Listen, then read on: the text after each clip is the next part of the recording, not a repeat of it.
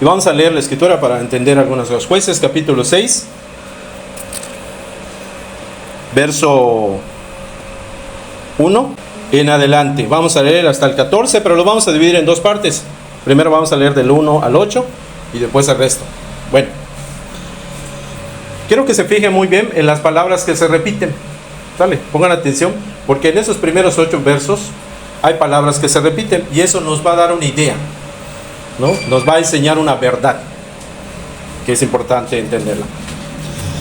Dice: los hijos de Israel hicieron lo malo ante los ojos de Jehová, y Jehová los entregó en manos de Madián por 7 años.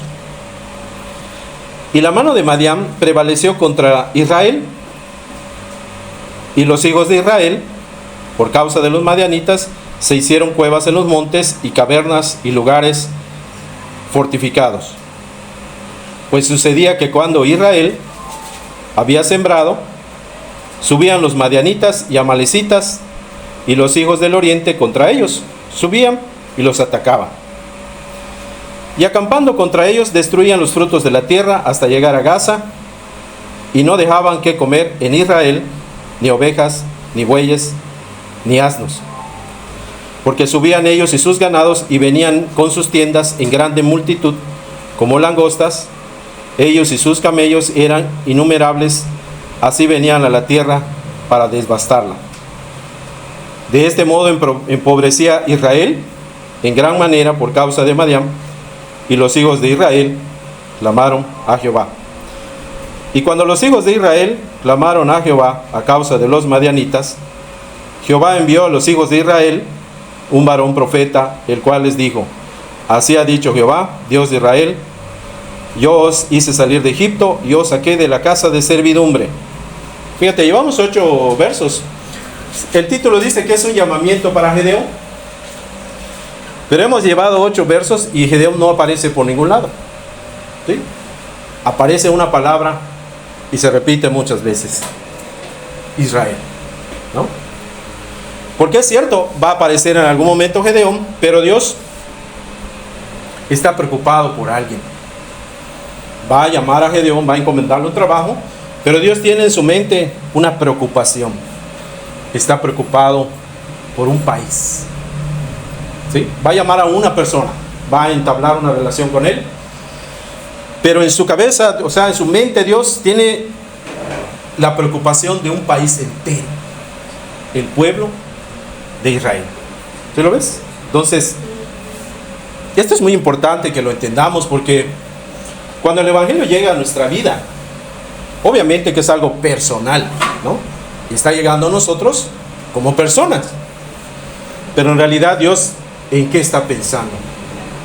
En un país, en México, ¿no? Y la idea de predicar el evangelio a un ser humano y de hacerle ver que debe convertirse a él, que debe volverse a él, que debe enmendar sus caminos, es que esa persona pueda ser de bendición para su país, ¿no? Entonces, para mí es muy hermoso eso, porque Dios no solo está preocupado por mí, está preocupado por un país entero de más de 120 millones de almas. Entonces eso hace que el evangelio sea trascendente, que sea importante, y que nosotros deberíamos entender que si estamos escuchando el evangelio, en realidad Dios está teniendo una visión muy amplia y está pensando en mucho más personas que solo nosotros, ¿no? Entonces, Dios no solo está pensando en mí, está pensando en el oriente de la ciudad, ¿no? Dios está pensando en Opichén, por decir, ¿no? No solo en una persona de Opichén, ¿no? Dios está pensando en la Vicente Solís como colonia, ¿no? Está pensando en Santo Domingo, Oaxaca, ¿no? Está pensando en muchas más personas. Está pensando en Ciudad del Carmen, Campeche, ¿no? O sea, la idea de que el evangelio llegue a una persona y ésta se convierta a Dios, es que esa persona pueda ser una puerta para otras personas, y así el país pueda ser bendecido y pueda obrarse la intención de Dios, bendecir a muy grande número de personas. Eso nos hace responsables, ¿no? Nos hace responsables cuando escuchamos. Por eso decía Cristo, El que tenga oído para oír, que oiga. ¿Por qué? Porque quiere decir que si nosotros respondemos al Evangelio de manera correcta, podemos ser una bendición, tal cual Dios planeó. Por eso nos dio la vida, para que seamos bendición y no maldición, ¿no? Entonces, ¿qué pasa cuando una persona se cierra el Evangelio? Está cerrándole la oportunidad no solo a él, a su familia, a sus hijos, a sus padres, a sus primos, a sus sobrinos. Y quién sabe a cuánta gente le está cerrando una oportunidad de conocer a Dios, verdaderamente, ¿no? Y eso es un acto supremo de egoísmo, de pensar solo en mí, solo en lo que yo quiero hacer, y no pensar en que Dios también tiene sueños. Dios también tiene sueños, tiene planes.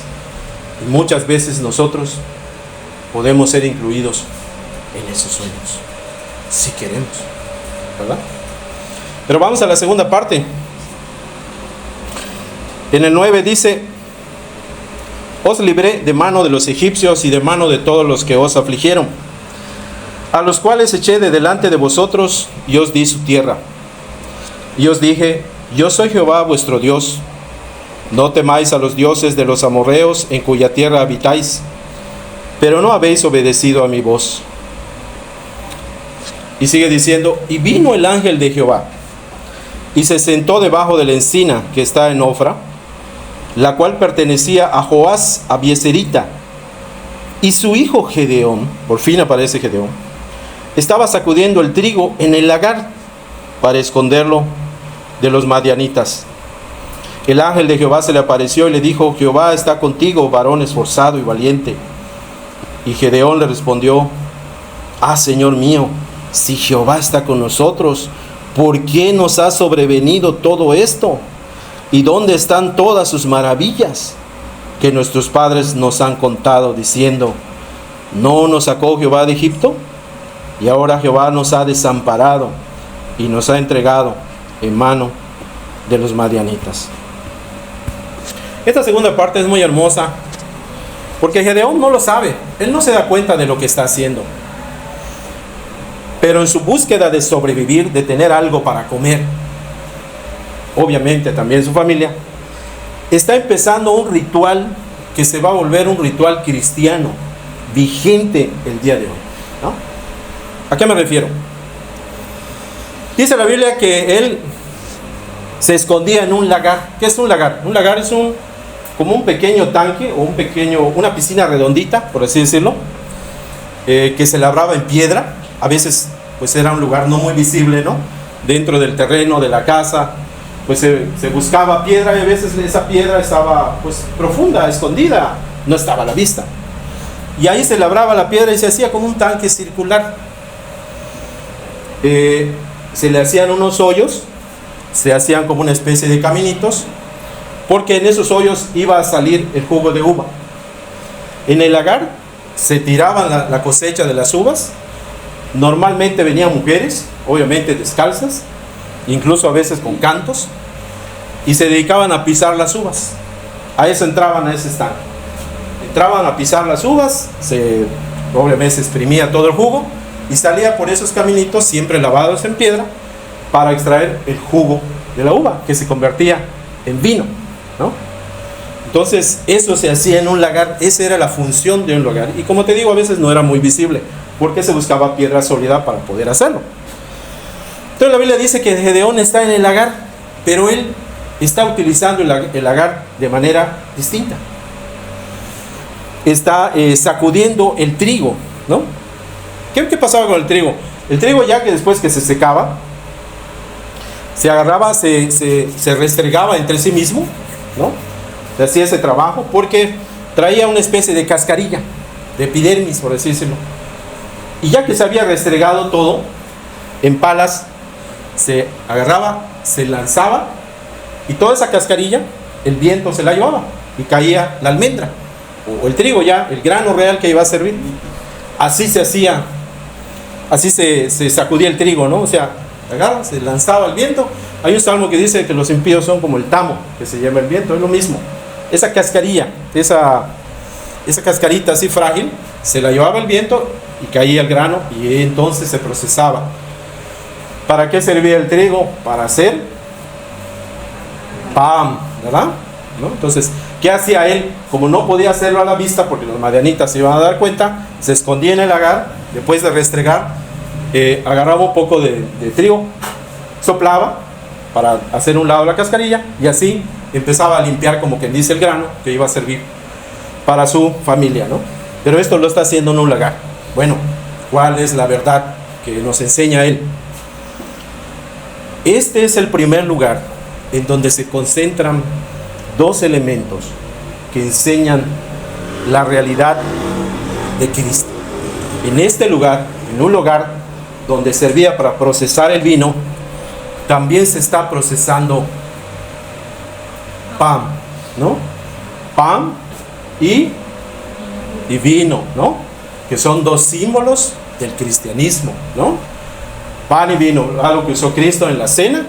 Les dijo, esto es mi cuerpo, esta es mi sangre que será derramada, ¿no? Gedeón no se da cuenta, pero ahí está empezando ese ritual en donde se concentra el pan y el vino que simboliza el cuerpo y la sangre de Cristo. Si nos damos cuenta, la Biblia es una unidad, es un libro que siempre habla de las verdades más importantes, pero que a veces están escondidas y no las vemos a simple vista, pero no quiere decir que no estén, ahí están porque Dios hizo este libro con toda esa clase de verdades y de misterios que si las estudiamos, descubrimos que la Biblia es un libro divinamente inspirado.